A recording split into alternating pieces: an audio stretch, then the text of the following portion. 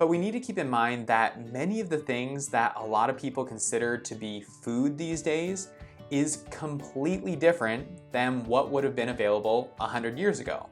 Hey guys, Dr. Bodle here.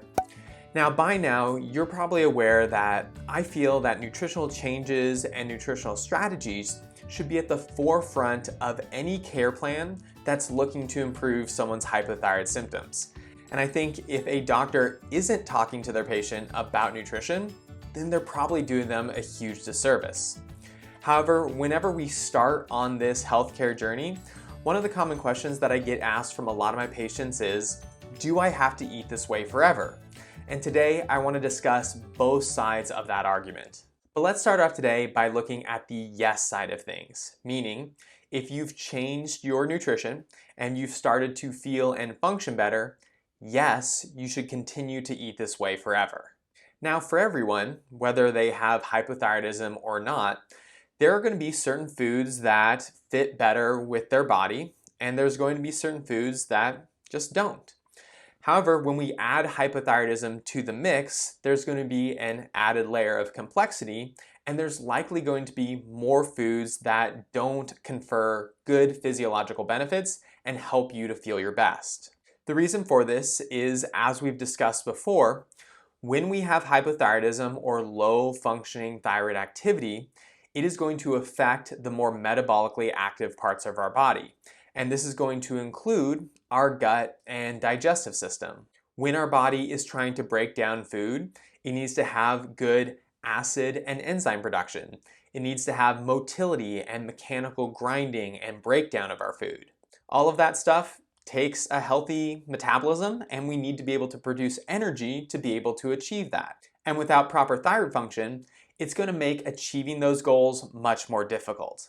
But the reason why this can be a problem for food reactions is when it comes to absorption of nutrients, our body is expecting things to be broken down into the simplest forms. This makes it easy to transport these nutrients into our system, and it makes it easy for our gut and immune system to recognize things. It's able to say, yes, these things are food, they're not here to harm me, and yeah, let me bring them into the system and use them for building blocks, repair, and recovery. But what if we're not breaking our food down into these simple component parts? Well, unfortunately, more complex structures tend to be more immunogenic, meaning that they're more likely to stimulate an immune response. Just like if one person was allergic to bees and got stung by a bee, and one person wasn't allergic to bees, the person who is allergic, that bee sting is more immunogenic. In that scenario, it's easy to see the difference between how severe an immune response can be, and it's not always so clear when it comes to our digestion. But essentially, your immune system is responding to a perceived threat, and some people are going to have better tolerance in their response. But the more sensitive your immune system is, and the more immunogenic the perceived threat is, the more likely you're going to have an adverse reaction. This is because whenever your immune system sees something that is really complex in nature, the thing that it defaults to is that that thing is probably some sort of an infection. Bacteria and viruses have very complex cellular structures. Or I guess in the case of viruses, acellular structure, but I assume you guys aren't going to nitpick me on that. But still, their protein structures are very complex, and ideally, for those bacteria and viruses, their proteins are still intact. So anytime your immune system comes in contact with something like this, its first thought isn't, oh, this is probably just undigested food. Instead, it thinks, hey, this might be something that's trying to infect me. I should be cautious and make sure that it doesn't slip past my first line of defenses. So your immune system responds in a way that often drives up inflammation and systemic symptoms, all in an effort to fight off this potential infection. Plus, at the same time, it's going to make a little note to itself that says, if this thing ever comes around again, make sure we're on the ball and we're responding as quickly as possible. And in fact, this is the same mechanism that when we are exposed to a new virus, we remember that new virus. And that way, the next time it comes around, ideally our symptoms or the length of our sickness isn't as long or severe. But all this is to say that when we have hypothyroidism, these areas of our physiology don't always work as intended. And the inability to break down complex food proteins leads to increased stress on the body, increased immune reactivity, and the increased likelihood of developing additional food sensitivities. And although we're not going to be able to manage all of the stressors in our life, food is one of those things that we have direct control over. And therefore, if we know a food isn't agreeing with our system, then that's an easy opportunity to make a change, improve how we feel, and probably something that we should be consistent with for the long term. And to just go on a teeny little tangent to add to this whole idea that yes, when we make nutritional changes, we should make them with the long term in mind. And this is something that I would recommend to my patient with hypothyroidism or any of my other patients. But we need to keep in mind that many of the things that a lot of people consider to be food these days is completely different than what would have been available 100 years ago. And not only is the food different, but the way that we consume it is completely different. Our access to it, the timing of which we eat, and the activities that we partake in while we're eating.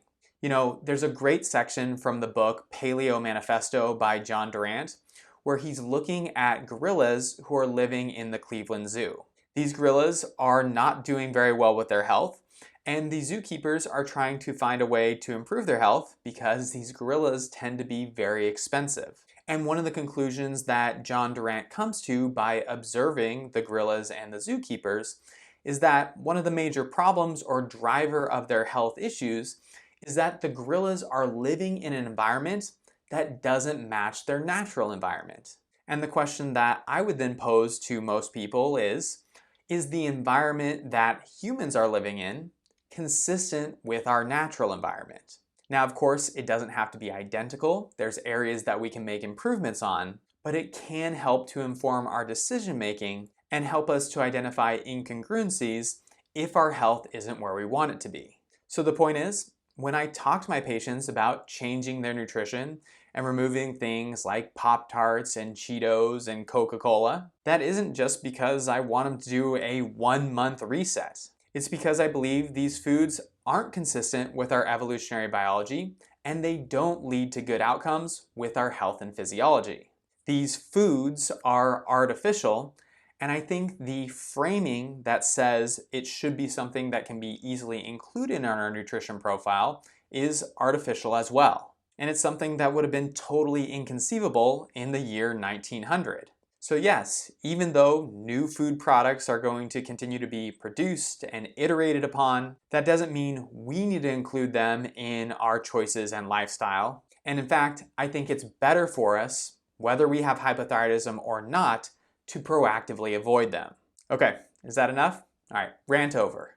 But let's talk about the flip side to that argument, which is that no, you shouldn't always have to follow that initial nutritional strategy which helped you to make changes in your health.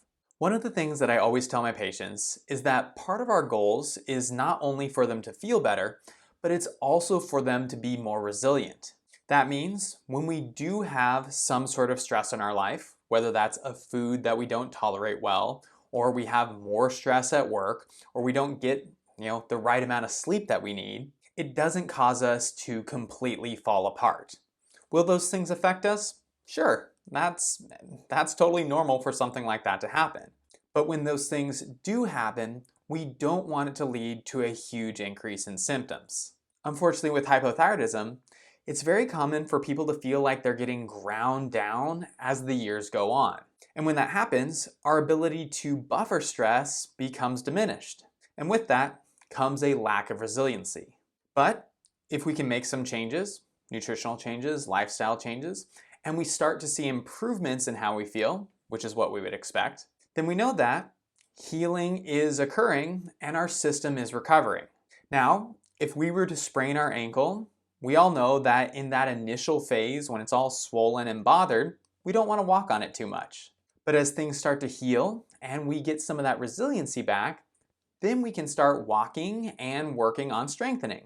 So the choices that we make, or the strategy that we're using, is going to differ depending on what phase of the healing process we're in. And the same thing applies to our nutritional choices. As our thyroid, gut, and immune system starts to work better, We're going to have less inflammation in the body, and we're going to be able to process foods more efficiently. When this happens, it's very common for patients to have certain foods that they thought they were sensitive to no longer be an issue for them. And I always identify it as a clinical win if we can take someone who has 20 food sensitivities and get it down to 10. Again, this is another indicator that healing is occurring. So once our symptoms are more under control, our maintenance phase could look quite a bit different. And I think it's a good thing if we're able to relax or expand our nutritional choices.